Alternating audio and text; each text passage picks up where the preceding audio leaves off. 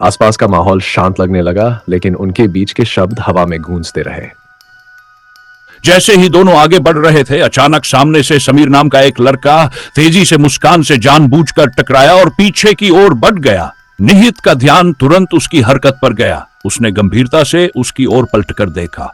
उसकी आंखों में सवाल और चेहरे पर हल्की खींच थी, लेकिन मुस्कान ने उसकी इस हरकत को नजरअंदाज कर दिया। वह इस झमेले में न पड़ते हुए फिर उसी सवाल पर लौट आई। निहित, तुमने मेरे सवाल का जवाब नहीं दिया। उसकी आवाज में हल्की बेचैनी थी। निहित ने उसे ध्यान से देखा और कहा, मुस्कान, अचानक तुम मुझसे इस तरह का सवाल क्यों कर रही हो? क्योंकि मैं जानना चाहती हूं, मुस्कान ने सीधी बात कही। उसकी आंखों में एक अनकही उम्मीद झलक रही थी। निहित ने थोड़ी चालाकी से पलटकर कहा, अच्छा तो पहले तुम बताओ, क्या तुम किसी से प्यार करती हो? मुस्कान ने हल्का मुस्कुराते हुए कहा, हां।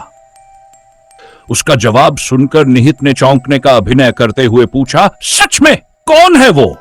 इससे पहले कि मुस्कान कुछ कहती, समीर फिर से पीछे से आकर मुस्कान से टकराया और आगे निकल गया। मुस्कान के मुंह से सिर्फ तुम निहित ही निकल पाया, लेकिन समीर की हरकत ने उसकी बात अधूरी छोड़ दी। इस बार निहित का गुस्सा काबू से बाहर हो गया। उसकी आंखें गुस्से से लाल हो उठी। उसने कड़क आवाज में जोर से कहा, ऐ समीर, अंधा है क्या? दिखाई नहीं देता तुझे? साले क्या समझता है अपने आप को? बार बार इस तरह नित जाने दो। मुस्कान ने अचानक उसका कंधा पकड़कर बीच में ही रोक दिया। उसकी आवाज में विनम्रता और शांति थी, मानो वह किसी बड़े झगड़े को टालना चाहती हो। अभी सब्सक्राइब करें विशुद्ध नौलोक्य को, बेल आइकन दबाना न भूलें। इस कहानी को लाइक करें, अपनी राय कमेंट करें और अपने दोस्तों व परिवार के साथ शेयर करें।